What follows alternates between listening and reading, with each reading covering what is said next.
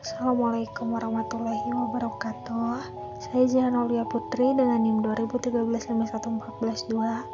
Di sini saya akan menjelaskan tentang identifikasi sistem manual.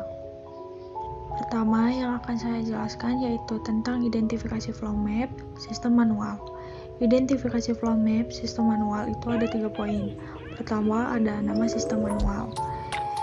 Sistem pembelian baju Airfast.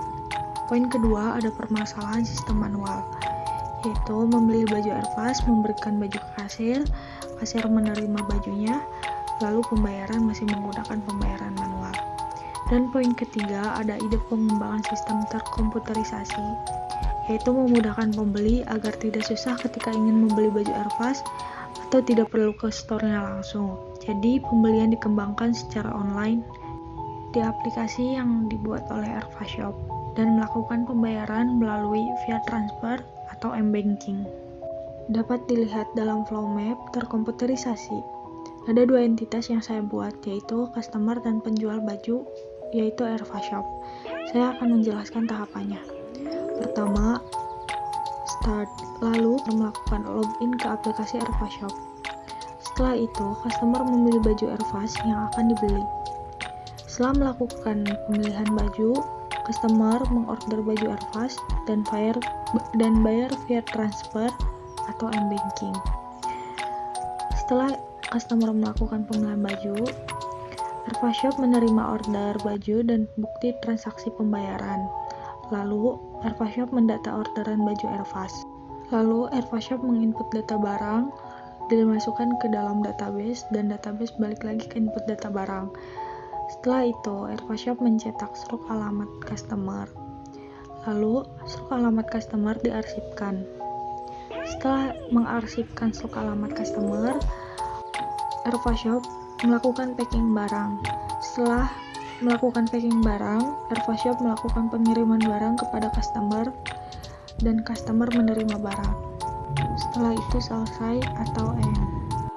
Berikut ada DFD level 0 atau turunan diagram konteks yang saya buat.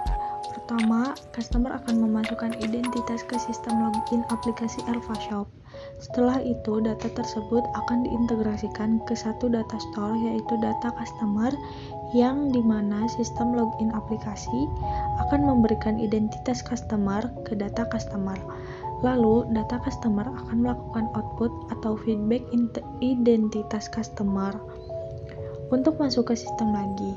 Setelah itu, setelah proses login selesai, sistem akan mengoutput identitas customer tersebut dan diterima oleh Airfast Shop. Yang kedua, customer menginput data order baju ke proses 2.0 atau sistem input data barang. Setelah itu, sistem tersebut melakukan output data order baju yang akan dimasukkan ke data store. Kemudian, data store tersebut melakukan output berupa data order baju yang nantinya akan masuk kembali ke sistem input data barang atau proses 2.0. Setelah itu, sistem menginput data order baju tersebut ke entitas Airfast Shop. Ketiga, entitas customer melakukan pembayaran melalui m-banking. Lalu, data tersebut masuk ke sistem proses pembayaran. Setelah sistem tersebut melakukan output berupa bukti transaksi pembayaran, di mana data tersebut akan masuk ke entitas Airfast Shop. Kemudian, Airfast Shop mengoutput data berupa identitas Airfast Shop dan data baju yang nantinya akan masuk ke proses 4.0 atau sistem mencetak struk alamat. Setelah itu, sistem tersebut melakukan output data yang telah dilakukan untuk diinput ke dalam data store, yaitu struk. Dan yang terakhir, data store atau struk tersebut melakukan output berupa identitas Airfast Shop dan data order baju yang nantinya akan masuk kembali ke proses 4.0. Setelah itu, proses 4.0 atau sistem mencetak struk alamat mengoutput data berupa struk alamat customer yang akan diinputkan langsung ke customer. Berikutnya, diagram konteks dari flow map sistem pembelian baju Airfast di aplikasi Airfast Shop.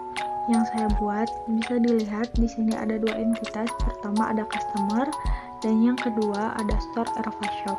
Dalam entitas pertama, customer melakukan input data berupa identitas customer. data order baju, dan pembayaran via transfer atau m-banking. Setelah itu, sistem menerima input tersebut dan melakukan output berupa identitas customer, data order barang, dan bukti transaksi pembayaran kepada identitas kedua. Kemudian, Ervashop melakukan output data berupa identitas Ervashop dan data order barang untuk dimasukkan ke dalam sistem. Lalu, sistem tersebut melakukan output berupa stok alamat customer pada customer. Sekian yang bisa saya jelaskan. Mohon maaf bila ada kesalahan dalam menjelaskan. Assalamualaikum warahmatullahi wabarakatuh.